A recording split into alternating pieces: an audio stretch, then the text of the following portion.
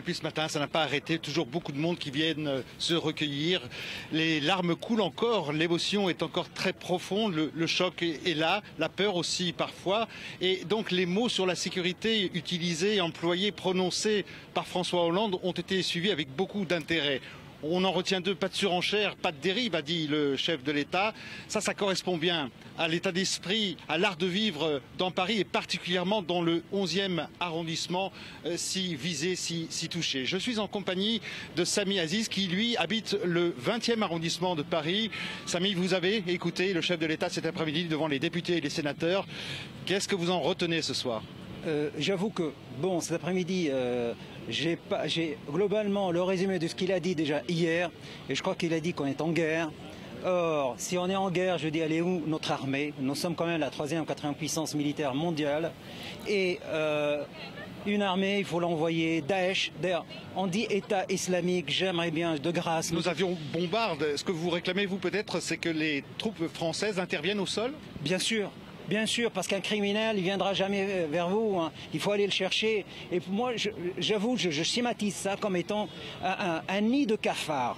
Les cafards, il faut aller les nettoyer. C'est pas en bombardant l'appartement, en détruisant les murs, que vous allez nettoyer les nids de cafards. Il faut aller les chercher.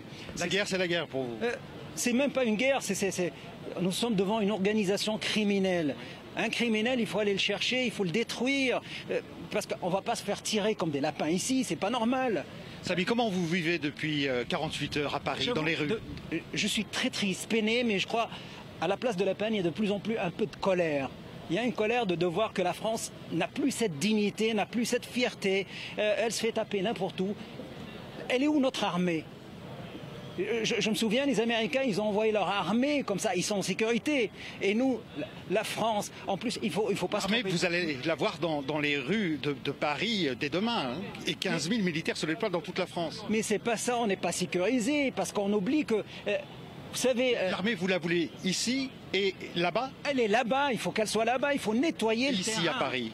À Paris, bon, ça sécurise, c'est comme on en a eu après Charlie. Hein. Et moi, je dis toujours, vraiment, Charlie, Paris et la France ne feront jamais leur deuil tant que Daesh est vivant. Moi, je l'ai toujours dit. Vous êtes musulman? Je suis musulman. Vous fréquentez une mosquée à Paris? Je suis de tradition musulmane. J'ai horreur de dire musulman. Je suis musulman parce que mes parents sont musulmans. J'aurais pu être juif comme j'aurais pu être chrétien. Donc ça ne veut plus rien dire musulman. En plus, l'islam, vu comme il est là aujourd'hui, il y a plusieurs islams. On n'a plus. Ouais. Vous fréquentez en ce moment une mosquée à Paris? Non, je ne fréquente pas de mosquée. Quelle raison? Ça me dit absolument rien. Si j'ai envie de prier, je prie chez moi.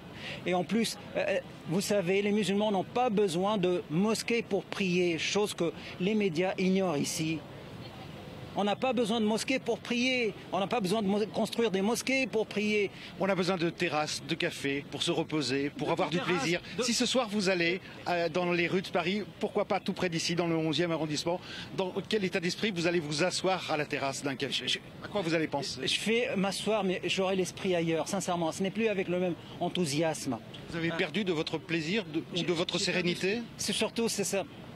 Je me pose la question, pourquoi et que fait le gouvernement? Et pour moi, le gouvernement, c'est pas en mettant 100 000 militaires ici, c'est là-bas. Et je suis sûr, moi, si vous demandez à des militaires s'ils sont volontaires pour aller se battre là-bas, ils iront. Et parmi ces militaires, il y aura même des musulmans qui iront se battre.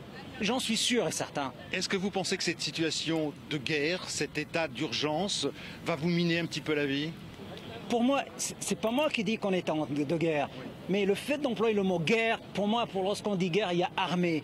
Qu'est-ce qu'elle fait, notre armée? Et votre vie à vous, votre vie de tous les jours ici à Paris, elle va changer? Il y aura un avant et après, 13 novembre?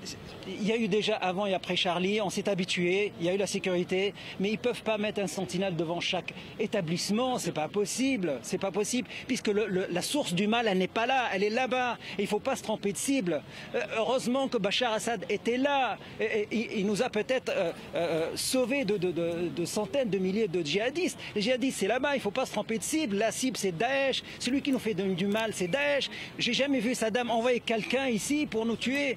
Merci Sami d'avoir répondu à nos questions. Ce que je retiens, c'est que vous êtes pour la guerre. Et quand on parle de guerre, évidemment, vous parlez d'engagement total, de guerre totale. Dernière précision, Jean-Charles. Vous savez, depuis quelques heures, aujourd'hui, eh bien, on voit apparaître sur les terrasses, sur les devantures des bars tabac, ce slogan « Je suis terrasse ». J'ai vu ça exactement. Merci Olivier Lerner.